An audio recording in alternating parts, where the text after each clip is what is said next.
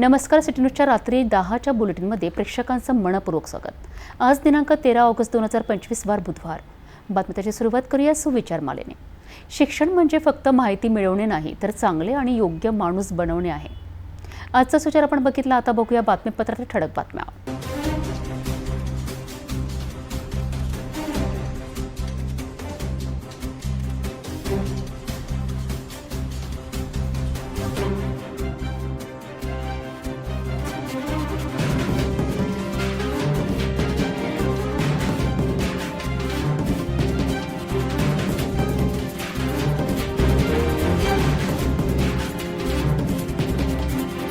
आपण ठळक बातम्या बघितल्या, आता घेऊ छोटासा ब्रेक।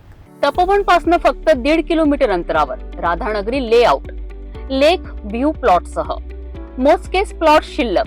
त्वरित संपर्क करा 9930706667 किंवा 7620433325 या क्रमांकावर। ब्रेकनंतर बघूया सविस्तर बातम्या। अमरावती शहरात सुरू असलेल्या एका महत्त्वाच्या मोहिमेबद्दल आपण बोलणार आहोत। अमरावती पोलीस आयुक्त अरविंद चावरिया यांनी मिशन वाईप आउट या अंतर्गत शहरातील अंमली पदार्थ तस्करांविरोधात एक मोठी मोहीम सुरू केली आहे। या मोहिमेत पोलिसांनी आतापर्यंत मोठी कारवाई केली असून कोट्यवधी रुपयांचे ड्रग्ज आणि गांजा जप्त करण्यात आला आहे। ही मोहीम नेमकी काय आहे, पोलिसांनी कोणकोणती पावले उचलली आहेत आणि या मोहिमेमुळे शहरात काय बदल अपेक्षित आहे, हे जाणून घेण्यासाठी पाहूया हा विशेष रिपोर्ट। अमरावती पोलीस आयुक्त अरविंद चावरिया यांच्या नेतृत्वाखाली शहरात मिशन वाईप आउट ही मोहीम सुरू करण्यात आली आहे।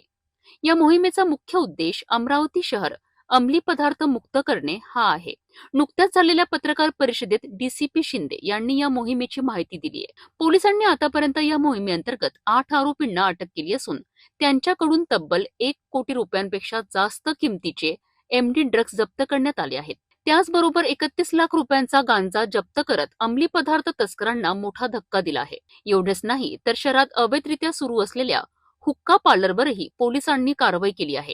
या कारवाईत 5 लाख रुपयांपेक्षा जास्त किमतीचा मुद्देमाल जप्त करण्यात आला असून संबंधित आरोपींवर गुन्हा दाखल करण्यात आला आहे।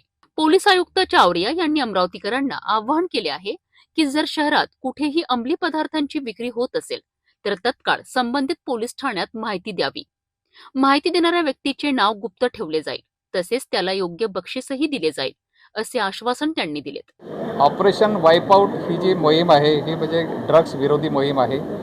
ही जवळपास आजपासून 13 तारखेपासून तर 17 ऑगस्टपर्यंत ही मोहीम संपूर्ण देशामध्ये राबवली जाणार आहे आणि आपल्या राज्यामध्ये देखील। आणि त्या अनुषंगाने आज ऑपरेशन वाईप आउट ही जी मोहीम आहे ही अमरावती शहरामध्ये आपण ती लॉन्च केलेली आहे। ड्रग्सच्या विरोधात कारवाया ह्या आधीपासूनच सुरू आहे, परंतु याच्यामध्ये लोकांमध्ये जनजागृती व्हावी त्याच्यासाठी विशेष आम्ही याच्यावर भर देणार आहे की जनजागृती आणि काउन्सिलिंग याच्यावर आम्ही भर देणार आहोत। तर हे सतत आता 13 तारखेपासून 17 तारखेपर्यंत रोज विविध जनजागृतीचे कार्यक्रम आम्ही शहरामध्ये घेणार आहोत। याच्यामध्ये आता आज तर हे आम्ही पोस्टर आणि एक पुस्तिका लॉन्च केलेली आहे। उद्या सायकल रॅली आहे, त्याच्यामध्ये बऱ्याच जे महत्त्वाचे चौक आणि काही गर्दीचे ठिकाणं, शाळा, कॉलेजेस आहे, तिथे पण आमचे अधिकारी वगैरे जातील आणि त्या ठिकाणी पण काउन्सिलिंग करतील आणि याच्या संदर्भात जनजागृती वगैरे करतील।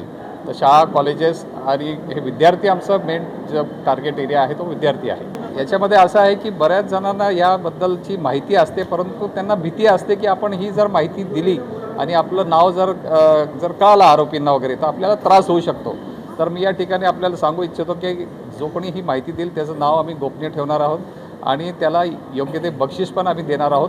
कुठल्याही पद्धतीने त्याचं नाव आम्ही कुठेही ते जाहीर होणार नाही याची संपूर्ण आम्ही खबरदारी घेणार आहोत। याच्यामध्ये कारवाई जी आहे गुन्हे शाखेचे पथक पण करता आहेत, पोलीस स्टेशनच्या मार्फतीने पण कारवाई झालेल्या आहेत आणि म्हणजे हा विषय जो आहे आम्ही अतिशय गांभीर्याने घेतलेला आहे। ही मोहीम विशेषतः शाळा आणि महाविद्यालयांच्या आसपासच्या परिसरावर केंद्रित आहे। शहरातील तरुणाईला अंमली पदार्थांच्या विळख्यातून बाहेर काढण्यासाठी पोलीस हे पाऊल उचलत आहे। या मोहिमेत महाविद्यालयीन विद्यार्थ्यांचा सहभागही महत्त्वाचा आहे। अनेक विद्यार्थ्यांनी सिटी न्यूज चॅनलशी बोलताना नशा सेवनाच्या विरोधात आपली भूमिका स्पष्ट केली। केंद्र शासनाच्या संपूर्ण भारत नशामुक्त या अभियानाचा एक भाग म्हणून महाराष्ट्रातही मोहीम राबवली जात आहे। Sakshi Pravin Dharmadhikari. I am from Raisoni university B Tech CSE. मी एवढंच सांगू शकेन की आत्ता जे आपण म्हणजे जे यूथ वगैरे आहेत त्यांनी थोडं नशेपासून दूर राहायला पाहिजे. वयानुसार आपल्या म्हणजे किती टेन्शन वगैरे याच्यापासून दूर करण्यासाठी आजकालचे पोरपोरी ड्रग्स, सिगरेट, हुक्का वगैरे याच्यापासून खरंच थोडं दूर राहिलं तर स्वतःच्या हेल्थसाठी गोष्ट बरीचशी चांगली राहील. माझं नाव मधुरा आहे. मी TH रायसोनी युनिव्हर्सिटी अमरावती मधनं आहे. तर जसं की सरांनी सांगितलं की गांजा, ड्रग्स हे सगळं खूप आपल्यासाठी हानिकारक आहे. तर खरंच या सगळ्यापासून दूर राहायला पाहिजे. त्यांनी आपल्या हेल्थवर खूप असर होते. जसं की सरांनी सांगितलं की ड्रग्स, गांजा यापासून दूर राहायला पाहिजे, कारण याने आपल्या हेल्थवर किंवा करिअरवर इफेक्ट पडू शकतो. म्हणून या सगळ्यांपासून दूर राहायचं. माय नेम इज प्राची रामकृष्ण मळावी. आज या प्रोग्राममध्ये आम्हाला खूप काही माहिती झालं आहे. लाईक ड्रग्स कसं काही इफेक्ट करत आहे, not just future but your health too. तर याबाबतीत अवेअरनेस म्हणजे पसरवणं it's really good thing thought आहे. मी चंद्रपूर जिल्ह्यातली आहे. तर या जो कार्यक्रम झाला आहे याविषयी मी असं म्हणणार की हे फार चांगली गोष्ट असं झाल्याबद्दल.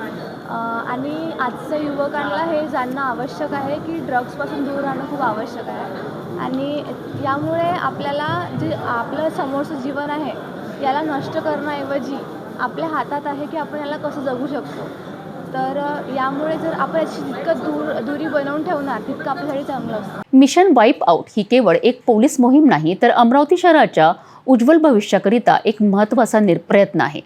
पोलीस प्रशासनाने उचललेले हे पाऊल निश्चितच कौतुकास्पद आहे. मात्र ही मोहीम यशस्वी करण्याकरिता अमरावतीमधील प्रत्येक नागरिकाचा सहभाग आवश्यक आहे. आपल्या शहराला नशामुक्त करण्याकरिता आपणही पोलिसांना सहकार्य करूया आणि अंमली पदार्थांच्या या विळख्यातून आपल्या तरुणाईला वाचवूया.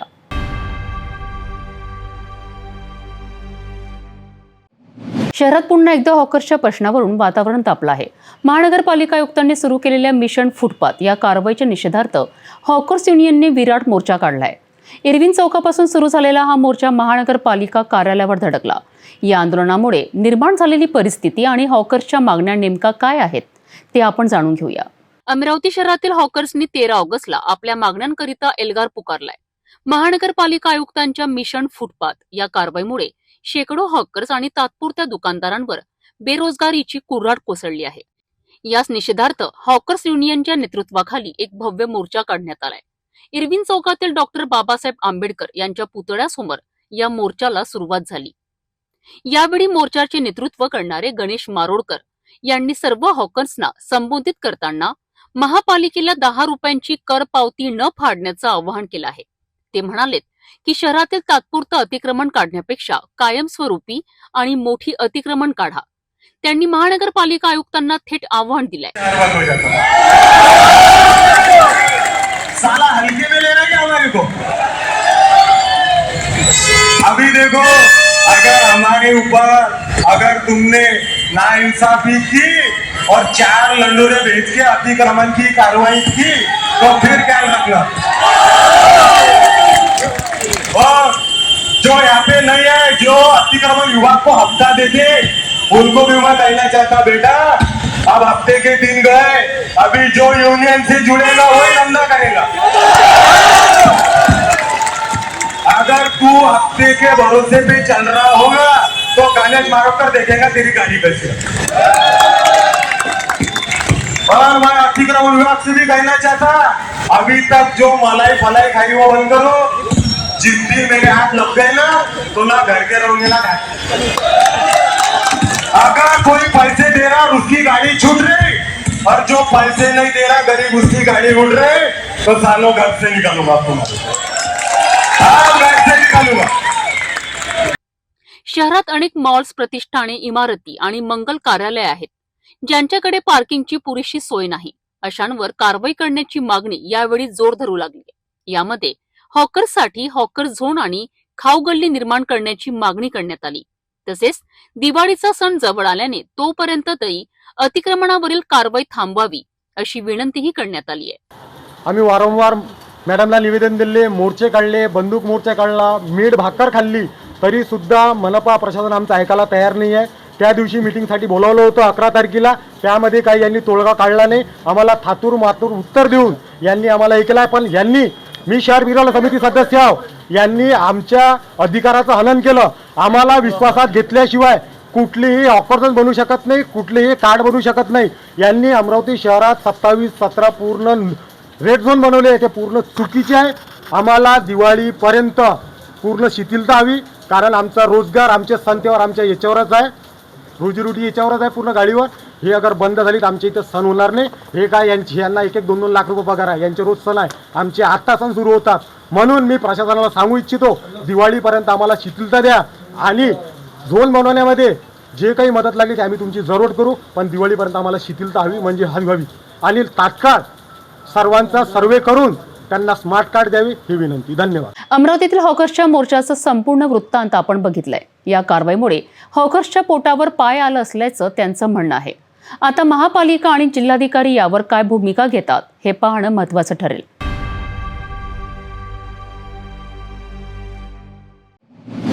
अवघ्या काही दिवसांवर आलेल्या गणेशोत्सवासाठी अमरावती महानगरपालिकेने कंबर कसली आहे. आयुक्त सौम्या शर्मा चांडक यांच्या अध्यक्षतेखाली एक महत्त्वपूर्ण बैठक पार पडली आहे, ज्यात उत्सवाच्या नियोजनाकरिता अनेक महत्त्वाचे निर्णय घेण्यात आलेत.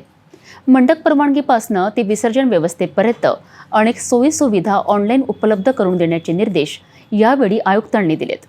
काय आहेत हे निर्णय आणि याचा गणेश मंडळांना कसा फायदा होणार आहे, पाहूया या विशेष वृत्तात. गणेशोत्सव जवळ आल्यामुळे अमरावती महानगरपालिकेने नियोजनाची सुरुवात केली आहे. आयुक्त सौम्या शर्मा चांडक यांच्या अध्यक्षतेखाली पार पडलेल्या बैठकीत या वर्षीचा गणेशोत्सव अधिक सुलभ आणि पर्यावरणपूरक करण्यावर भर देण्यात आला आहे. या बैठकीत सर्वात महत्त्वाचा निर्णय म्हणजे गणेश मंडळांकरिता ऑनलाईन सुविधा सुरू करण्याचा. मंडप परवानगीसाठी आता गणेश मंडळांना ऑनलाईन फॉर्म भरावा लागणार आहे.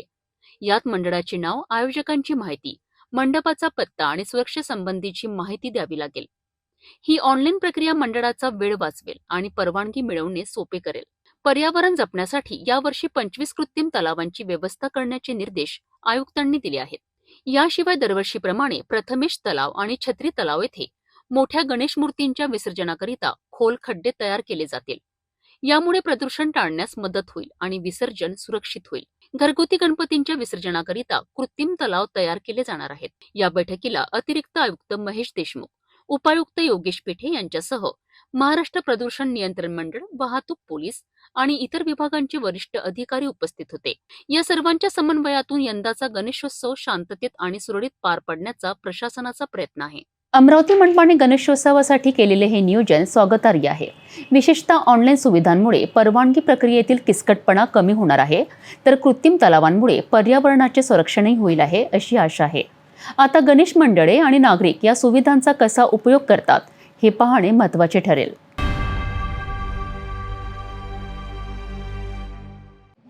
मनपायुक्त सौम्या शर्मा चांडक यांनी 13 ऑगस्टला सकाळी बडनेरा शहरात अचानक पाहणी दौरा केलाय. मुसळधार पाऊस असतानाही त्यांनी प्रभाग क्रमांक 22 मधील साफसफाई आणि अतिक्रमणांचा आढावा घेतला आहे. शहरातील नागरिकांच्या समस्या जाणून घेण्यासाठी त्यांनी अनेक ठिकाणी भेट दिली आणि तातडीने उपाययोजना करण्याचे आदेश दिले आहेत. 13 ऑगस्टला सकाळी मनपायुक्त सौम्या शर्मा चांडक यांनी बडनेरा शहरातल्या प्रभाग क्रमांक 22 मध्ये पाहणी दौरा केलाय. यावेळी त्यांच्यासोबत उपायुक्त धनंजय शिंदे आणि इतर अधिकारी उपस्थित होते.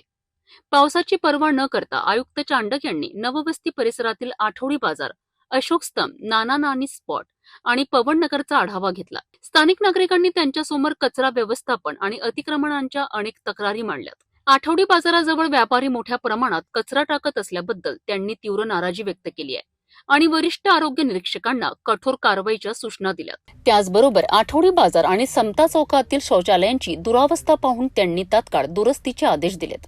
पवन नगरमधील एका खुल्या जागेवर सुंदर बगीचा तयार करण्याचा आराखडा तयार करण्याचे निर्देशही त्यांनी उद्यान विभागाला दिलेत. या पाहणी दौऱ्यात त्यांनी एकूणच स्वच्छतेवर समाधान व्यक्त केलेत.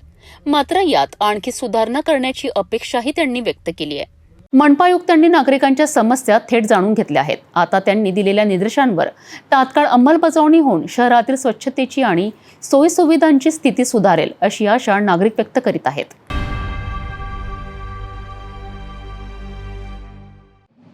गणपती बाप्पा मोरयाच्या या विशेष कार्यक्रमात अमरावतीच्या बुधवारा परिसरात असलेल्या श्री पंचशील गणेशोत्सव मंडळाच्या 72व्या वर्षाच्या गौरवशाली परंपरेबद्दल आपण जाणून घेणार आहोत.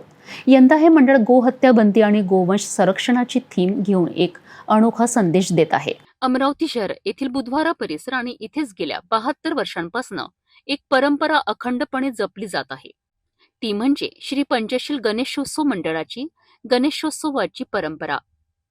या मंडळाने नेहमीच सामाजिक भान जपले आहेत. आतापर्यंत त्यांनी समाजाला सकारात्मक संदेश देणारे अनेक देखावे सादर केले आहेत. यंदा त्यांची थीम आहे गोहत्या बंदी आणि गोवंश संरक्षण. या देखाव्याच्या माध्यमातून लोकांना गोवंश संरक्षणाचे महत्त्व समजावले जात आहे. या मंडळाची आणखी एक खास गोष्ट म्हणजे ते पोलिसांच्या सर्व नियमांचे पालन करतात. त्यामुळे शांतता आणि सुव्यवस्थेमध्ये उत्सव पार पडतो. मंडळाची स्थापना असो, विसर्जन मिरवणूक असो किंवा हनुमान मंदिरामध्ये होणारा भव्य महाप्रसाद असो, सर्व काही शिस्तबद्ध पद्धतीने पार पडतं. खरं तर ही शिस्त आणि सामाजिक संदेश देण्याची वृत्तीच या मंडळाला इतर मंडळांपेक्षा वेगळं ठरवतंय.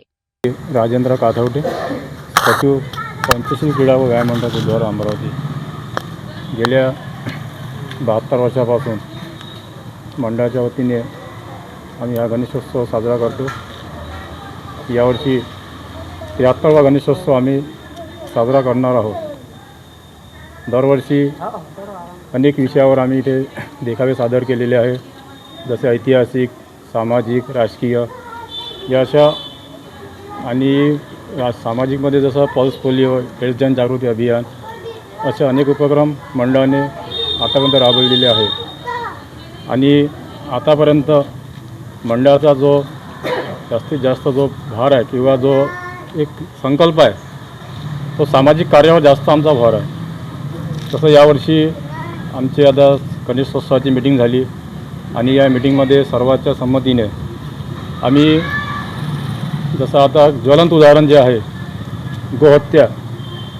आज आपण पाहत आहे की गायी रस्त्यावर फिरत आहे आणि चांगल्या मोठमोठ्या बंगल्यात ते कुत्रे पाळत आहे. आणि जुन्या काळामध्ये जी पद्धती होती तीच पुन्हा डबल यावी. जसं घरोघरी गायी पाळत होत्या, कुत्रे बाहेर होते. आणि आता जे ज्वलंत उदाहरण म्हणजे हैदराबादला एक मोठं प्रकल्प आलं, तिथे मोठे मांस पकडलं. म्हणून आम्ही आता यावर्षी आपण ज्याला जे गोमाता म्हणतो, जिची आपण रोज पूजा करतो, तिला नैवेद्य दाखवतो, म्हणजे फार मोठं पुण्याचं काम आपण करतो. तर या विषयावर आम्ही यावर्षी मंडळाच्या वतीने हा गो हत्या बंदी आणि गोमातेचं पूजन, गोमातेचं महत्त्व असून आपल्याला काय फायदे आहेत ज्याच्यावर आम्ही दृश्य देखावा मंडळाच्या तयार करणार आहोत.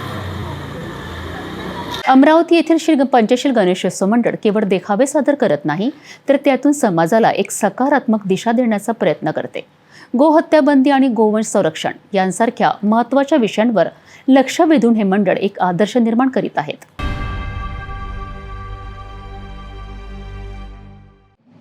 गेल्या 8-10 दिवसांपासून दडी मारलेल्या पावसाने अखेर जोरदार पुनरागमन केले आहे. यामुळे माना टाकत असलेल्या खरीप पिकांना जीवनदान मिळालं असून चिंतेत असलेल्या शेतकऱ्यांच्या चेहऱ्यावर आता समाधान दिसत आहे. बंगालच्या उपसागरात निर्माण झालेल्या कमी दाबाच्या पट्ट्यामुळे मान्सून पुन्हा सक्रिय झाला आहे आणि यामुळेच 11 ऑगस्ट रात्रीपासून जिल्ह्याच्या अनेक भागात संततधार पाऊस सुरू आहे. यामुळे वाढलेल्या उकाड्यापासून नागरिकांनाही मोठा दिलासा मिळाला आहे. अमरावती जिल्ह्यात गेल्या 2 आठवड्यांपासून पावसाने पाठ फिरवली होती. यामुळे तापमानात लक्षणीय वाढ झाली होती आणि दिवसा तसेच रात्रीच्या वेळी असह्य उकाडा जाणवत होता. श्रावण महिन्यातही ऑक्टोबर हिटचा अनुभव येत असल्याने नागरिक हैराण झाले होते. दुसरीकडे पावसाच्या दीर्घ विश्रांतीमुळे जिल्ह्यातील खरीप पिके धोक्यात आली होती. पेरणी केलेली पिके पाण्याअभावी सुकून गेली होती, ज्यामुळे शेतकरी मोठ्या चिंतेत होते. मात्र आता बंगालच्या उपसागरात कमी दाबाचा पट्टा निर्माण झाल्यामुळे मान्सून पुन्हा सक्रिय झाला आहे. 12 ऑगस्टच्या रात्रीपासूनच जिल्ह्यात अनेक भागात पावसाने दमदार कमबॅक केले आहे. या संततधार पावसामुळे शेतकऱ्यांना मोठा दिलासा मिळाला आहे. ही संततधार कायम राहिल्यास जिल्ह्यातील पावसाची तूट भरून काढण्यास मदत होईल अशी आशा शेतकरी व्यक्त करीत आहेत. तसेच पावसाच्या या पुनरागमनामुळे वातावरणातील उकाडा कमी झाला असून गारव्यामुळे नागरिकांनाही खूप हायसे वाटत आहे. हवामान खात्याने वर्तवलेल्या 13 ऑगस्टला पावसाचा अंदाज खरा ठरला आहे. हा पाऊस असा सुरू राहिल्यास शेतकऱ्यांची खरीप पिके वाचतील आणि जिल्ह्याच्या पाण्याची गरजही काही प्रमाणात पूर्ण होईल. पावसाच्या या पुनरागमनामुळे अमरावतीकरांना एक मोठा दिलासा मिळाला आहे. आता शेतकरी आणि नागरिक सर्वांनाच आशा आहे की हा चांगला पाऊस असाच सुरू राहील.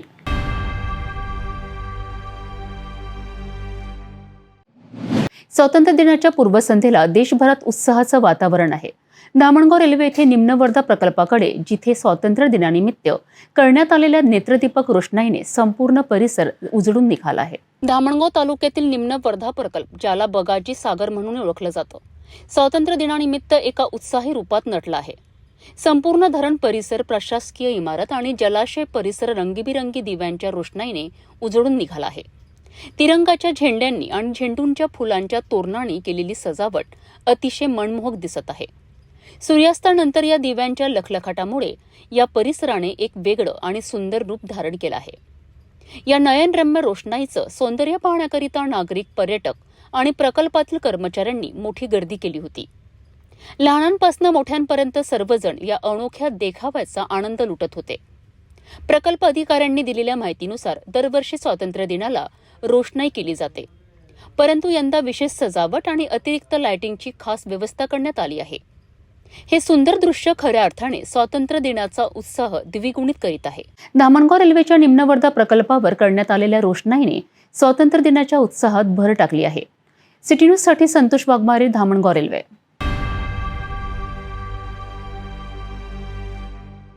भेटूया एका छोट्याशा विश्रांतीनंतर. शादी और ब्याह की शुरुआत आराधना साड़ी के साथ. Aradhana wholesale shopping mall, L2 बीजलैंड complex, Nandgaon Peth, Amravati, Jawahar road, Amravati. Beltarodi police स्टेशनने एका मोठ्या फसवणूक करणाऱ्या टोळीचा पर्दाफाश केला आहे. या टोळीचा मुख्य आरोपी लोकांना सरकारी नोकरीचे आमिष दाखवून लाखो रुपयांची फसवणूक करीत होता. पोलिसांनी या मुख्य आरोपीला अमरावतीमधून अटक केली आहे.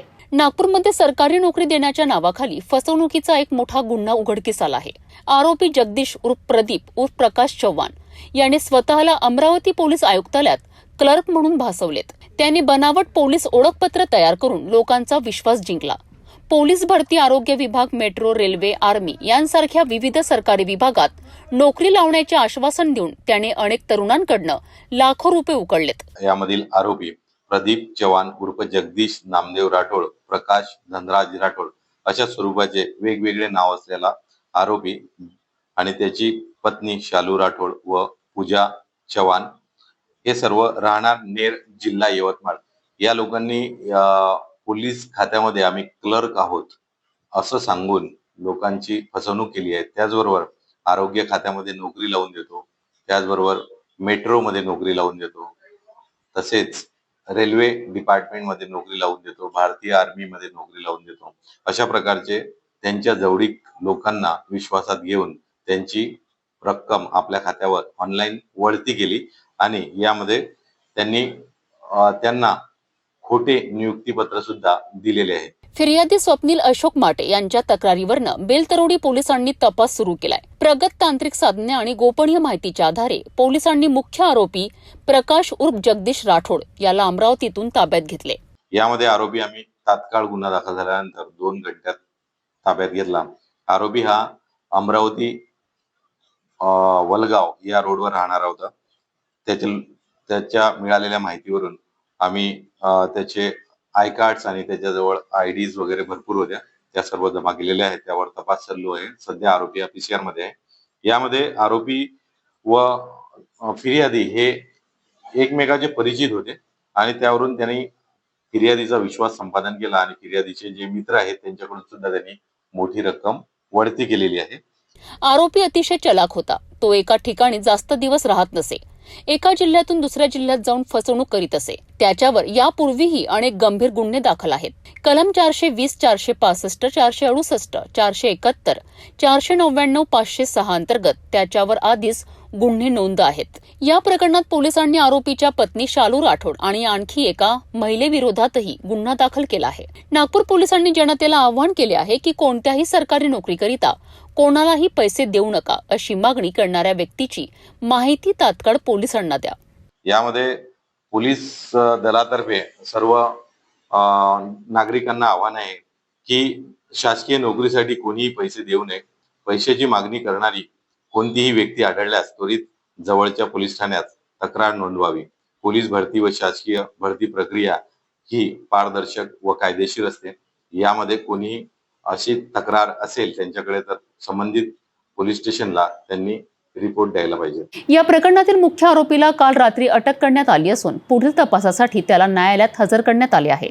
पोलिसांचे हे आव्हान महत्त्वाचे आहे की तरुणांनी अशा कोणत्याही आमिषाला बळी पडू नये।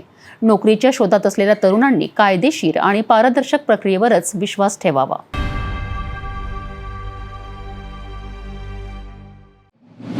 नागपूरमध्ये एका मोठ्या गुन्हेगाराला अटक करण्यात पोलिसांना यश आलं आहे। पोलिसांनी एका सराईत गुन्हेगाराला घातक शस्त्र आणि जिवंत कारतुसासह पकडलं आहे।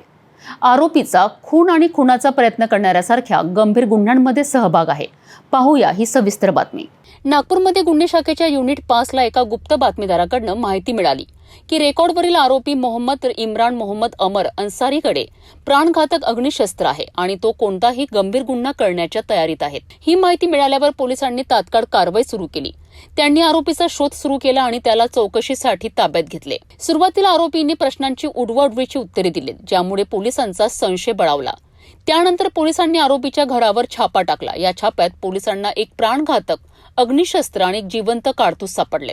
आरोपीचा गुन्हेगारी इतिहास तपासला असता त्याच्यावर विविध पोलीस ठाण्यांमध्ये अनेक गंभीर गुन्हे दाखल असल्याचं समोर आलं आहे। यापूर्वी त्याच्यावर खुनाचा प्रयत्न, खून आणि घरफोडीसारखे गुन्हे दाखल आहेत। या आरोपीवर भारतीय हत्यार कायदा कलम 325 आणि कलम 135 महाराष्ट्र पोलीस कायदा अंतर्गत गुन्हा दाखल करण्यात आला आहे। पुढील कारवाईकरिता त्याला यशोधरा नगर पोलीस ठाण्यात ताब्यात देण्यात आलं आहे। ही कारवाई पोलीस आयुक्त डॉक्टर रवींद्र कुमार सिंघल यांच्या मार्गदर्शनाखाली गुन्हे शाखेच्या युनिट 5 ने केली आहे। नागपूर पोलिसांच्या या कामगिरीमुळे शहरात गंभीर गुन्हा घडण्याचा धोका टळला आहे। आरोपीला न्यायालयात हजर केलं जाईल आणि पुढील तपास सुरू आहे।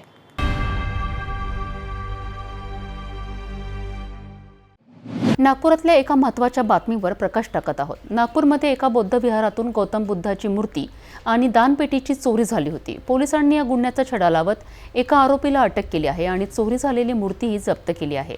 पाहूया या प्रकरणात नेमकं काय घडलंय। नागपूरमधील संत लहानूजी नगरमधील एका बौद्ध विहारात 7 ऑगस्टच्या रात्री चोरीची घटना घडली। रात्री 8:30च्या सुमारास लता गजभिये आणि सुषमा बागडे यांनी विहाराला कुलूप लावून आपापल्या घरी गेल्या होत्या। दुसऱ्या दिवशी सकाळी 6:30 वाजता सुषमा बागडे पूजा करण्यासाठी आल्यात, तेव्हा त्यांना विहाराच्या लोखंडी गेटचं कुलूप तुटलेलं दिसलं। आतमध्ये जाऊन पाहिल्यावर गौतम बुद्धाची सुमारे 2.5 फूट उंचीची पितळी मूर्ती आणि दानपेटी दोन्ही गायब होत्या। बाहेर तपासणी केल्यावर दानपेटी विहाराच्या बाहेर पिंपळाच्या झाडाखाली तुटलेल्या अवस्थेत सापडली। त्यातील अंदाजे 6,000 रुपयांची रोख रक्कम आणि मूर्ती चोरीला गेली होती। चोरी झालेल्या एकूण सामानाची किंमत 21,000 रुपये होती। सुषमा बागडे यांनी दिलेल्या माहितीनुसार फिर्यादींनी पोलिसात तक्रार दाखल केली। पोलिसांनी तपास सुरू केला आणि सीसीटीव्ही फुटेज तसेच इतर तांत्रिक पुराव्यांच्या आधारे आरोपींना शोधले। पोलिसांनी सापळा रचून आरोपी सागर बबन बोरकर याला अटक केली आहे। चौकशी दरम्यान त्यांनी गुन्ह्याची कबुली दिली आणि त्याच्या साथीदारासोबत चोरी केलेली मूर्ती एका घरात लपवून ठेवल्याचं सांगितलं। पोलिसांनी ती मूर्ती जप्त केली आहे। सध्या दुसऱ्या आरोपीचा शोध सुरू आहे। ही कामगिरी पोलीस उपायुक्त निकेतन कदम आणि त्यांच्या टीमने केली आहे। 8 तारखेला सकाळी आपल्याला पोलीस स्टेशनला जरीपटका पोलीस स्टेशनला माहिती प्राप्त झाली की विश्वासनगरमध्ये नवचैतन्य बुद्धविहार आहे, त्याच्या गेटचा ताळा तोडून आतमध्ये दानपेटी तसेच तिथे असलेल्या मूर्त्यांपैकी गौतम बुद्धांची एक मूर्ती चोरीस गेलेली आहे। त्याप्रमाणे आपण तात्काळ त्या नवचैतन्य बुद्धविहारच्या अध्यक्षांची फिर्याद नोंदवून आपण गुन्हा दाखल केलेला आहे। त्याच्यामध्ये साधारण 3 फूट उंचीची पितळी गौतम बुद्धांची मूर्ती, आणखीन रोख रक्कम जी दानपेटी दिली असली अंदाजित रोख रक्कम 6,000 असा गुन्हा दाखल केलेला आहे। गुन्हा दाखल केल्यानंतर माननीय DCP झोन 5 साहेब, ACP जरीपटका विभाग यांच्या मार्गदर्शनाखाली आमच्या दोन्ही DBचे अधिकारी PSI जंगलवाड, API मोरखडे त्यांच्या टीम तात्काळ कामाला लागल्या। सदर तपास करत असताना तांत्रिक मुद्द्यावरून आपल्याला तसेच 101 CCTV तपासून आपण आरोपी निष्पन्न केले। निष्पन्न केलेल्या आरोपीचा शोध घेऊन आपण त्याचा पाठलाग करून सागर बोरकर जो राहणारा मानकारपूर इथला आहे त्याला आपण ताब्यात घेतलेला आहे। त्याच्याबरोबर दुसरा साथीदार जो आहे नितेश गिरगावकर हा सध्या फरार आहे। आपण अटक केलेल्या आरोपीकडे कसून तपासणी केली असते, चौकशी केली असते, त्यांनी गुन्हा केल्याचे कबूल करून यातील जी गौतम बुद्धाची मूर्ती एका घरात लपवून ठेवल्याचे सांगितल्यावरून आपण ते मेमोरंडम पंचनामा करून PSI जंगलवाड यांनी ती मूर्ती जप्त केलेली आहे। आणि अशा प्रकारे गुन्हा उघडकीस आणलेला आहे. त्यातला एक आरोपी अजून फरार असून त्याच्याकडे त्या दानपेटीतील रक्कमही त्याच्याकडे आहे. तो मिळून आल्यानंतर ती देखील जप्त करण्याची तजवीज ठेवलेली आहे. सदरचा गुन्हा उघडकीस येण्यामध्ये माननीय DCPSO माननीय ACPSO यांचं मोलाचं मार्गदर्शन आम्हाला प्राप्त झालेलं आहे. ते घरफोडीची चोरीच्या उद्देशाने जी काही घटना घडलेली आहे ती संपूर्णपणे चोरीच्या उद्देशाने आहे. त्यामागे इतर कुठलाही उद्देश नसल्यामुळे सदर घटना ही घरफोडीची घटनेप्रमाणे कलम लावण्यात आलेली आहे. नागपूरमधील चोरीच्या प्रकरणाची सविस्तर माहिती आपण बघितली. पोलिसांनी केलेल्या या प्रभावी तपासामुळे केवळ आरोपीलाच अटक झाली नाही तर चोरीला गेलेली मूर्तीही पुन्हा मिळवली गेली आहे. यामुळे नागरिकांच्या मध्ये पोलिसांबद्दलचा विश्वास अधिक वाढला आहे.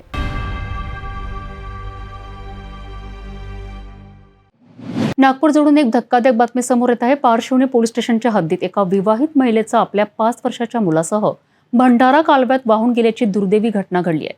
दुपारी 2 वाजताच्या सुमारास ही घटना घडली. नागपूरमधील पारशिवनी पोलीस स्टेशन अंतर्गत येणाऱ्या पेंच जलाशयाच्या भंडारा डाव्या कालव्यात एक महिला आपल्या 5 वर्षाच्या मुलासह वाहून गेली. पडगोवारी तालुका रामटेक येथे राहणारी 28 वर्षीय अलका शेखर बेहुणे असं या महिलेचं नाव असून तिच्या मुलाचं नाव अरमान आहे. स्थानिक पोलिसांनी दिलेल्या माहितीनुसार अलका आणि तिचे पती शेखर हे दोघेही मजूर आहेत.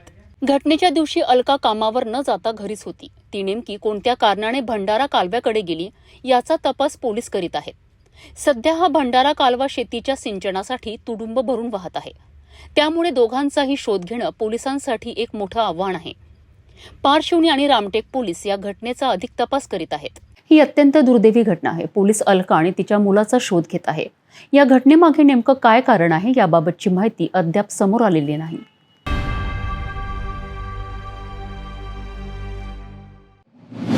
ऑपरेशन शक्ती अंतर्गत नागपूर पोलिसांनी मोठी कारवाई केली आहे. धरमपेठ येथील एका सलूनवर छापा टाकून पोलिसांनी अनैतिक मानवी व्यापार रॅकेटचा पर्दाफाश केला आहे. या कारवाईत 2 पीडित तरुणींची सुटका करण्यात आली असून एका आरोपी महिलेला अटक करण्यात आलेली आहे. नागपूर शहर पोलीस आयुक्त डॉक्टर रवींद्र कुमार सिंगल यांच्या मार्गदर्शनाखाली ऑपरेशन शक्ती ही विशेष मोहीम राबविण्यात येत आहे. याचाच एक भाग म्हणून 12 ऑगस्ट रोजी पोलिसांनी धरमपेठ येथील लुक बुक माय इनर युनिसेक्स सलून या सलूनवर छापा टाकला. पोलिसांना गुप्त माहिती मिळाली होती की या सलूनच्या नावाखाली देह व्यापार चालवला जातो. मिळालेल्या माहितीनुसार पोलिसांनी तातडीने कारवाई करत घटनास्थळी छापा टाकला. यावेळी पोलिसांनी दीपा आनंद गोदडे नावाच्या एका आरोपी महिलेला अटक केली आहे. तर सलूनची मालक पूजा रक्षित जोशी फरार झाली आहे. या आरोपी महिला जास्त पैशांचे आमिष दाखवून गरजू मुलींना देह व्यापारात ढकलत होत्या. या कारवाईत पोलिसांनी 2 पीडित मुलींची सुटका केली आहे. घटनास्थळावरून एकूण 40,030 रुपयांचा मुद्देमाल जप्त करण्यात आला आहे. आरोपींविरुद्ध भारतीय न्याय संहितेच्या कलम 143(2) सह अनैतिक व्यापार प्रतिबंधक कायदा 1956च्या कलम 3, 4, 5, 7 अंतर्गत गुन्हा दाखल करण्यात आलाय. तर पुढील तपास पोलीस करीत आहेत. या कारवाईमुळे नागपूर शहरात अनैतिक मानवी व्यापार करणाऱ्यांमध्ये धास्ती निर्माण झाली आहे. पोलीस अशा गैरकृत्यांविरोधात आपली मोहीम अधिक तीव्र करणार आहेत.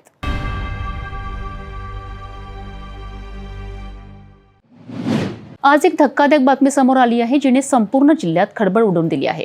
अकोला जिल्ह्यातील मूर्तिजापूर शहरात एका सरपंचाला बेदम मारहाण करण्यात आली आहे. भर दिवसा घडलेल्या या घटनेने कायदा आणि सुव्यवस्थेवर प्रश्नचिन्ह निर्माण झाले आहेत. ही संपूर्ण घटना CCTV कॅमेऱ्यात कैद झाली आहे. नेमका काय आहे हा प्रकार पाहूया या विशेष वृत्तात. अकोला जिल्ह्यातील मूर्तिजापूर तालुक्यातल्या निंबा गावाचे सरपंच प्रदीप फुके यांना मारहाण झाल्याची घटना घडली आहे. ही घटना मूर्तिजापूर शहरातील बुक पेट्रोल पंपावर घडली. सरपंच फुके हे आपले दैनंदिन काम आटपून गावी परत जात असताना पेट्रोल भरण्यासाठी पंपावर थांबले होते. याचवेळी रांगेत उभे राहण्यावरनं त्यांचा 2 व्यक्तींसोबत वाद झाला. हा किरकोळ वाद इतका वाढला की त्या 2 व्यक्तींनी सरपंच फुके यांना बेदम मारहाण केली. या मारहाणीत फुके गंभीर जखमी झाले आहेत. धक्कादायक बाब म्हणजे हा सर्व प्रकार पेट्रोल पंपावरील CCTV कॅमेऱ्यात स्पष्टपणे कैद झाला आहे. फुटेजमध्ये दिसत आहे की 2 व्यक्ती फुके यांना मारहाण करत आहेत आणि त्यांना वाचवण्याकरिता कोणीही पुढे येत नाहीये. या घटनेनंतर तातडीने मूर्तिजापूर शहर पोलीस ठाण्यात गुन्हा दाखल करण्यात आला आहे. पोलिसांनी CCTV फुटेजच्या आधारे तपास सुरू केला असून आरोपींचा शोध घेत आहेत. मात्र एका लोकप्रतिनिधीला भर चौकात अशा प्रकारे मारहाण झाल्याने नागरिकांमध्ये संतापाचे वातावरण आहे. या घटनेने गावातील आणि परिसरातील लोकांमध्ये भीतीचे वातावरण निर्माण झाले आहे. ही होती अकोल्यातील धक्कादायक घटना. एका लोकप्रतिनिधीला सार्वजनिक ठिकाणी झालेल्या मारहाणीमुळे कायदा आणि सुव्यवस्थेचा प्रश्न पुन्हा एकदा ऐरणीवर आला आहे. पोलिसांनी या प्रकरणाची गांभीर्याने दखल घेऊन आरोपींना लवकर अटक करावी अशी मागणी जोर धरत आहे. भेटूया एका छोट्याशा विश्रांतीनंतर.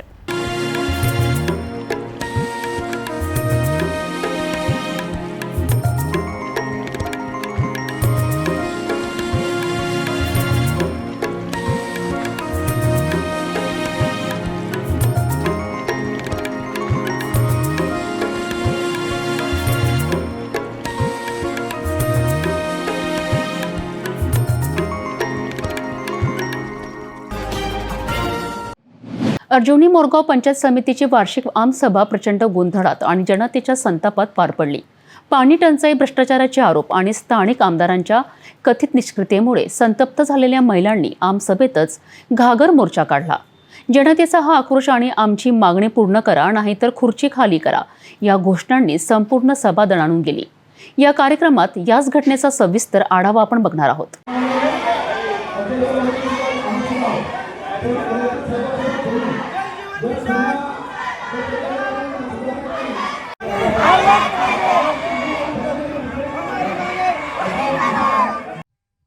अर्जुनी मोरगावमधील परिस्थिती अत्यंत तणावपूर्वक होती. पंचायत समितीच्या वार्षिक आमसभेला अनेक गावांमधून नागरिक आले होते. सुरुवातीला शांतपणे सुरू असलेली सभा अचानक जनतेच्या तीव्र रोषाचा केंद्र बनली. वडेगाव स्टेशन परिसरातील महिलांनी पाणी टंचाईचा मुद्दा उचलून धरला. जलजीवन मिशन अंतर्गत लाखो रुपये खर्च होऊनही एक थेंबही पाणी मिळत नसल्याचे त्यांचे म्हणणे होते. हातात रिकाम्या घागरी घेऊन त्यांनी आमदारांच्या दिशेने मोर्चा काढला आणि जोरदार घोषणाबाजी सुरू केली. आमच्या मागण्या पूर्ण करा नाहीतर खुर्ची खाली करा या त्यांच्या घोषणांनी सभेत एकच खळबळ उडवून दिली. महिलांचा हा आक्रोश आमदारांनी दुर्लक्षित केल्याचा आरोपही जनतेने केला आहे. यामुळे जनतेचा संताप आणखी वाढला. या प्रकरणी काही पत्रकारांना व्हिडिओ चित्रीकरण करण्यापासून रोखण्याचा प्रयत्न आमदारांकडून झाला असे आरोपही जनतेने केले आहेत.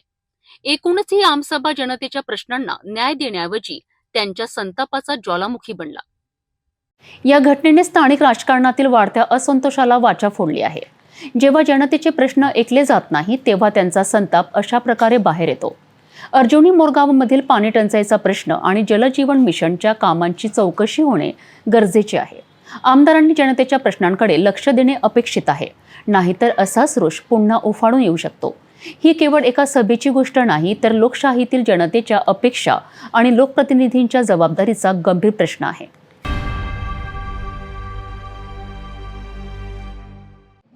महाराष्ट्र रोजगार हमी योजनेच्या कामात अनियमितता आढळून आल्याने यवतमाळ जिल्ह्यामध्ये एकच खळबळ उडाली आहे.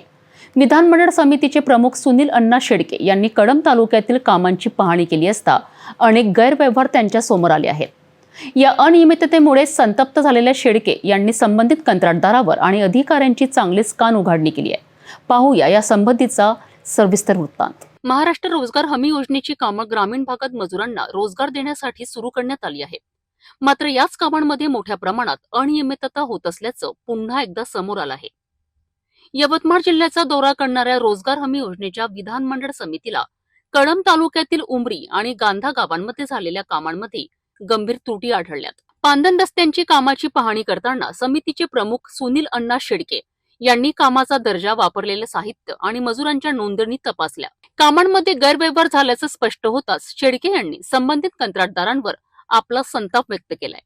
त्यांनी गावकऱ्यांच्या तक्रारी ऐकून घेतल्या आणि गटविकास अधिकारी व ग्रामसेवकाला धारेवर धरलेत. त्यांनी तात्काळ दोघांचीही चौकशी करण्याचे आदेश दिलेत. सुनील अण्णा शेडके यांनी यावेळी सांगितलं की जर ही कामं नेमकी कशाने केली जातात याची माहिती नागरिकांना दिली तर कामगारांवर अन्याय होणार नाही. पांदन रस्ता साधारणतः 24 लाख रुपयाचा खर्चित असलेलं काम या ठिकाणी आम्ही पाहिलेले. ग्रामसेवक किंवा इथले BDO असतील, सर्व संबंधित अधिकारी आहेत, यांच्याकडनं जॉब कार्ड धारकांवरती किती दिवसांनी या ठिकाणी येऊन काम केलेलं आहे. काम चांगलं झालं की नाही झालं याबाबत पाहणी केली. परंतु इथं आम्हाला स्थानिक शेतकऱ्यांनी किंवा राहणाऱ्या नागरिकांनी ज्या काही तक्रारी केल्या आहेत त्या अनुषंगाने इथल्या संबंधित अधिकाऱ्यांना माहिती विचारली असता 24 लाखापैकी साधारणतः 5-5.5 लाख रुपयाचंच काम अवघ्या या ठिकाणी झालेलं आहे. उर्वरित काम देखील ते सुरू आहे. आणि त्यात आम्हाला जॉब कार्ड धारक जे आहेत ते मिळाले पाहिजे. रोजगार किंवा कामगार जे आपण म्हणतो ते कामगार मिळाले तर ते काम आम्ही त्वरित पूर्ण करू अशा पद्धतीनं आश्वासित केले आहे. मला आपल्या माध्यमातून या भागातल्या देखील नागरिकांना किंवा संपूर्ण जिल्ह्यातील नागरिकांना हे सांगायचं आहे की ज्या ठिकाणी काम मंजूर होतं त्या ठिकाणी प्रत्यक्षात मजुरांच्याच माध्यमातून किंवा त्यांच्या जे जॉब कार्ड धारक आहेत त्यांच्या माध्यमातून केलं जातं की फक्त जॉब कार्ड दाखवायचे आणि एका बाजूला मशिनरी वापरून ते काम पूर्ण करायचं. ही जर परिस्थिती आम्हाला प्रत्यक्षात नागरिकांनी सांगितली तर नक्कीच आम्ही त्याची चौकशी करून योग्य तो न्याय माझ्या रोजगार बांधवांना दिल्याशिवाय आम्ही राहणार. रोजगार हमी योजनेच्या कामातील अनियमितता उघडकीस आल्याने आता प्रशासनावर मोठी कारवाईची टांगती तलवार आहे. समिती प्रमुखांनी दिलेल्या आदेशानुसार या गैरव्यवहारांची चौकशी कशी होते आणि दोषींवर काय कारवाई होते हे पाहणं महत्त्वाचं ठरेल.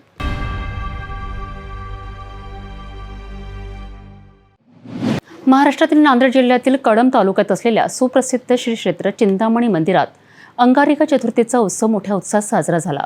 पहाटेपासूनच गणपती बाप्पाच्या दर्शनासाठी हजारो भाविकांनी मोठी गर्दी केली होती. जाणून घेऊया या उत्सवाचा तपशील.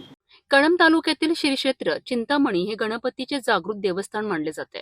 मंगळवारी अंगारिका चतुर्थीच्या शुभमुहूर्तावर येथे भक्तांचा प्रचंड जनसागर उसळला होता. पहाटेपासूनच गणपती बाप्पा मोरयाच्या जयघोषात भाविकांनी रांगा लावून गणेशाचे दर्शन घेतले. मंदिराला आकर्षक फुलांनी आणि दिव्यांनी सजवण्यात आले होते. सकाळपासूनच धार्मिक विधी, अभिषेक, महाआरती आणि भजन कीर्तन असे विविध कार्यक्रम सुरू होते. दूरवरून आलेल्या भाविकांनी गणपती बाप्पाला नैवेद्य अर्पण करून आपल्या मनोकामना पूर्ण करण्याची प्रार्थना केली. संपूर्ण दिवसभर मंदिर परिसर आणि गावात उत्सवाचे वातावरण होते. स्थानिक ग्रामस्थ आणि स्वयंसेवकांनी दर्शनाची आणि इतर व्यवस्था सुरळीत राखण्यासाठी परिश्रम घेतलेत. पोलिसांकडून वाहतूक आणि सुरक्षेची चोख व्यवस्था ठेवण्यात आली होती, ज्यामुळे भाविकांना कोणतीही अडचण आली नाही. हा उत्सव भक्तांच्या अपार श्रद्धेचं प्रतीक ठरला. श्री क्षेत्र चिंतामणी कळंब येथील अंगारिका चतुर्थी उत्सवाचा आपण वृत्तांत बघितला.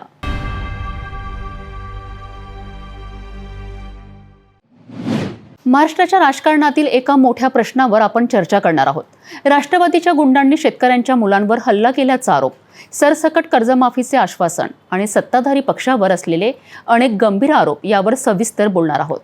सरकार शेतकऱ्यांच्या बाबतीत गंभीर नाही असं म्हणत विरोधी पक्षांनी सरकारला घेरलं आहे. विशेषतः पीक विमा घोटाळा आणि शक्तीपीठ महामार्गासारख्या मोठ्या प्रकल्पांवरनं जोरदार टीका केली आहे.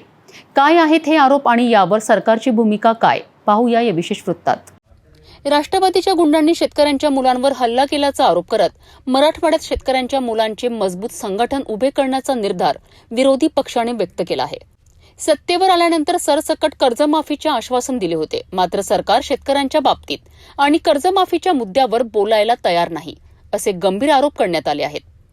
यामध्ये पीक विमा योजना हा एक महाघोटाळा असून शेतकऱ्यांच्या हक्काचा पैसा कंपन्या वाटून घेत असल्याचा आरोप केला आहे.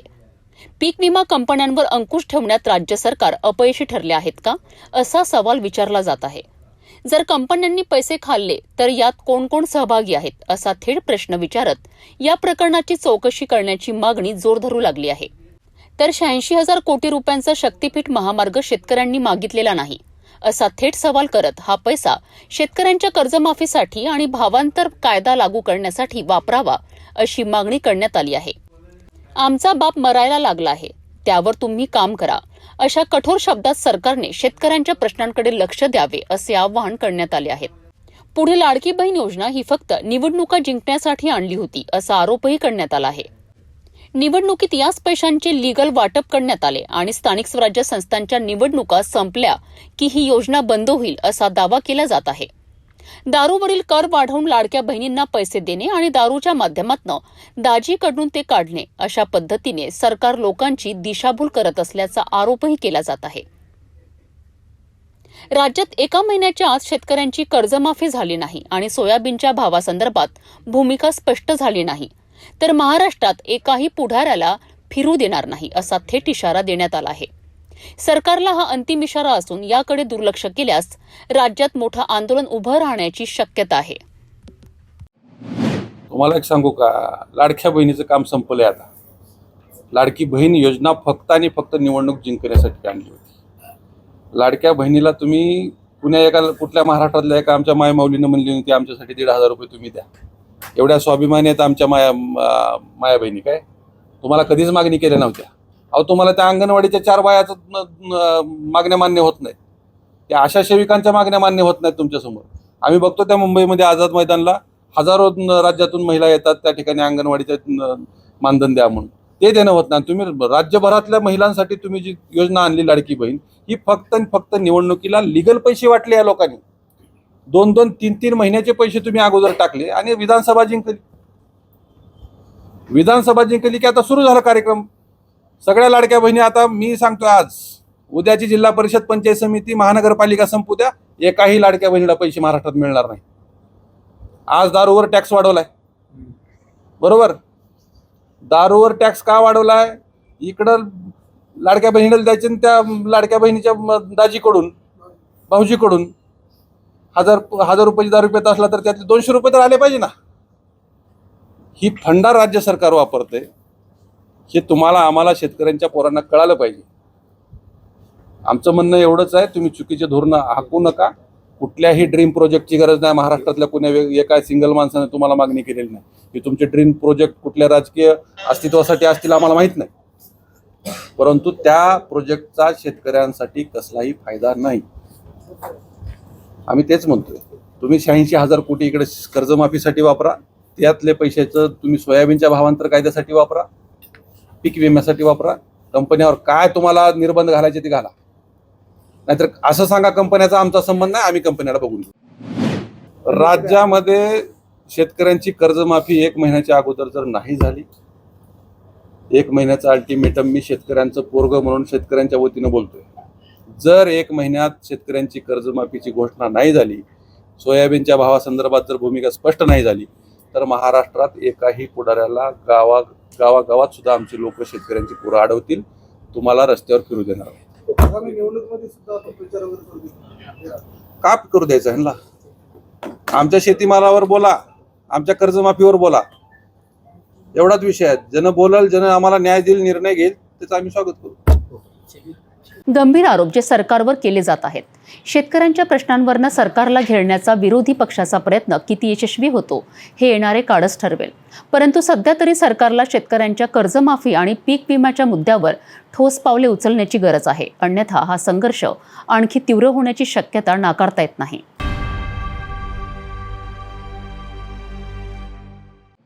येत्या 29 ऑगस्ट रोजी मराठा आरक्षणासाठी मनोज जरांगे पाटील यांच्या नेतृत्वाखाली मुंबईत मोठं आंदोलन होणार आहे. या आंदोलनाची तयारी आणि नियोजनाचा आढावा घेण्याकरिता मनोज जरांगे पाटील 15 ऑगस्ट रोजी नांदेड जिल्ह्याच्या दौऱ्यावर येणार आहेत. या दौऱ्याच्या पार्श्वभूमीवर नांदेडमध्ये मराठा समाजाची एक महत्त्वाची बैठक पार पडली आहे. या बैठकीत नेमकं काय ठरलं आहे याबाबत आपण अधिक माहिती घेऊया. येत्या 29 ऑगस्ट रोजी मराठा आरक्षणासाठी मुंबईत सुरू होणाऱ्या आंदोलनाची तयारी सध्या जोरदार सुरू आहे. या आंदोलनाच्या नियोजनाचा आढावा घेण्याकरिता मराठा आंदोलक मनोज जरांगे पाटील हे 15 ऑगस्ट रोजी नांदेड जिल्ह्याचा दौरा करणार आहेत. या दौऱ्याच्या आधीच नांदेडमध्ये मराठा समाजाची एक नियोजन बैठक पार पडली. या बैठकीमध्ये जिल्ह्यातील कार्यकर्त्यांनी आपला निर्धार व्यक्त केलाय. या बैठकीत मुंबईतून आता आरक्षण घेतल्याशिवाय मागे हटणार नाही असा ठाम निर्धार कार्यकर्त्यांनी केला आहे. जरांगे पाटील यांच्या दौऱ्याची तयारी म्हणून नांदेड जिल्ह्यात ठिकठिकाणी चावडी बैठकाही सुरू आहेत. या चावडी बैठकांमधनं आंदोलनासाठी जास्तीत जास्त लोकांना एकत्र आणण्याचा प्रयत्न केला जात आहे. जरांगे पाटील यांच्या दौऱ्यादरम्यान नांदेड जिल्ह्यातील या नियोजनाचा आणि तयारीचा सविस्तर आढावा त्यांना सादर केला जाईल आणि यानंतर पुढील रणनीती ठरवली जाईल. जरांगे पाटील यांच्या दौऱ्याच्या अनुषंगाने बैठक पार पडली. दौरा कसा असणार? मराठा आरक्षणासह प्रलंबित मराठा समाजांच्या मागण्यांसाठी संघर्ष योद्धा मनोज जरांगे पाटील यांनी 27 तारखेला म्हणजेच या 27 ऑगस्टला आंतरवाली सराटी या ठिकाणावरून मुंबईच्या आझाद मैदानावर मुंबईच्या रॅलीचं आयोजन केलेलं आहे. महाराष्ट्रातील अखंड मराठा समाजाने या रॅलीला प्रचंड प्रतिसाद देण्यासाठी गावागावामध्ये चावडी बैठकीचं आयोजन या ठिकाणी सुरुवात केली. परंतु जरांगे पाटील हे आढावा घेण्यासाठी दिनांक 15 ऑगस्टला नांदेड शहरामध्ये दाखल होणार आहेत. त्यांनी 13 ऑगस्टला परभणी, 14 ऑगस्टला लातूर, 15 ऑगस्टला नांदेड आणि 16 ऑगस्टला हिंगोली असा त्यांच्या दौऱ्यांचा प्लॅन केला आहे. 15 ऑगस्टला दादा नांदेडमध्ये आल्याच्या नंतर नांदेड जिल्ह्यातील 16 तालुक्यांचा त्यांनी आढावा घेणार आहेत की 29 तारखेच्या आंदोलनामध्ये नांदेड जिल्ह्यातून किती मराठा बांधव येणार, काय काय जय्यत तयारी झाली, या सगळ्या गोष्टीच्या आढावा बैठकीसाठी 15 तारखेच्या अनुषंगानं आज सकल मराठा समाज नांदेड जिल्ह्याच्या वतीनं या ठिकाणी बैठक बोलवण्यात आली होती. नांदेड जिल्ह्याच्या दौऱ्याबद्दल, त्या नियोजनाबद्दल आम्ही सगळ्यांनी बसून त्या ठिकाणी नियोजन केलं आणि नियोजनामध्ये ठरवलं. 15 तारखेची ही बैठक नाही किंवा सभा नाही, तर नियोजन बैठक आहे. म्हणजे आढावा घेण्यासाठी दादा येणार आहेत. त्यामध्ये 16 तालुक्यातील सर्व समाज बांधव आपल्या आपल्या तालुक्याचा आढावा घेऊन दादा पुढे आढावा सादर करणार आहेत की आमच्या तालुक्यामध्ये इतके गाव आहेत, इतके जिल्हा परिषद सर्कल आहेत, इतके पंचायत समिती गण आहेत आणि इतक्या गावांमध्ये आजपर्यंत आमच्या चावडी बैठका संपल्यात आणि इतक्या गावामध्ये आमच्या बाकी आहेत आणि आमच्या तालुक्यातून इतके समाज बांधव मुंबईसाठी निघणार आहेत. या सगळ्या गोष्टीचं मायक्रो प्लॅनिंग आमच्या समाज बांधवांनी केले. तो आढावा आम्ही दादासमोर ठेवणार आहे. मुंबईतील आंदोलनासाठी नांदेडमध्ये जोरदार तयारी सुरू आहे. मनोज जरांगे पाटील यांच्या दौऱ्यानंतर या नियोजनाला आणखी गती येण्याची शक्यता आहे. या आंदोलनाकडे आता सगळ्या महाराष्ट्राचं लक्ष लागलं आहे.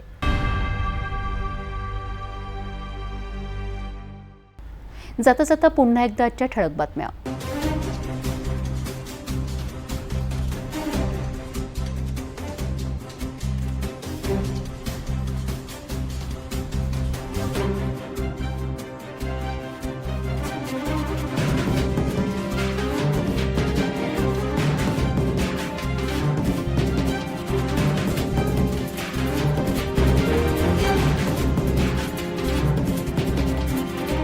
आपण आता सिटी न्यूज चॅनल आपल्या टीव्हीवरही बघू शकता.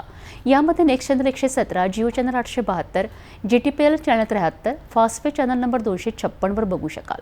आता अमरावती जिल्ह्यानंतर विदर्भ आणि महाराष्ट्राचे दर्शक घर बसल्या आपल्या केबल टीव्हीवर सिटी न्यूज बातमी पाहू शकाल. यात Chhatrapati Sambhajinagar NXT setup box number 14, Yavatmal setup box number 12, Washim setup box number 26, Nanded setup box number 17, Mahur setup box number 7, Nagpur GTPL setup box number 469 आणि ACN setup box number 51, Akola RRC setup box number 899 वर बघू शकाल. लवकरच आम्ही आपल्यापर्यंत पोहोचणार आहात. जर आपल्या टीव्हीवर सिटी न्यूज चॅनल दिसत नसेल तर आपण आपल्या केबल ऑपरेटरचा संपर्क करावा. आपण सिटी न्यूज केबलच्या व्यतिरिक्त यूट्यूब, फेसबुक, इंस्टाग्राम आणि ट्विटरवर बघू शकता. याकरिता सोशल मीडिया अकाउंट सबस्क्राईब करा, फॉलो करा, लाईक करा. यूट्यूब अकाउंट सबस्क्राईब करण्याकरिता सबस्क्राईब बटनाला क्लिक करा आणि बेल आयकॉन दाबायला विसरू नका, कारण सर्वताधी समाचार आपल्यापर्यंत पोहोचणार आहेत. तसेच सिटीचे फेसबुक पेज लाईक करा, इंस्टाग्राम आणि ट्विटर हँडल फॉलो करा. आपण व्हॉट्सॲपवर सुद्धा सूचना देऊन न्यूज प्राप्त करू शकता. व्हॉट्सॲप नंबर स्क्रीनवर येत आहे. हे बातमीपत्र एवढ्यावरच थांबूया. पुन्हा भेटू नवीन घडामोडीसोबत. आपण बघत राहा फक्त सिटी न्यूज. हर खबर पर पैनी नजर, हर मुद्दे पर सटीक वार, यही है सिटी न्यूज की पहचान. जहाँ सच्चाई की आवाज दबाई जाती है, वहाँ सिटी न्यूज उठाता है सवाल. हर स्क्रीन पर, हर प्लेटफॉर्म पर हमारी मौजूदगी बोलती है. सिटी न्यूज हमेशा सच के साथ.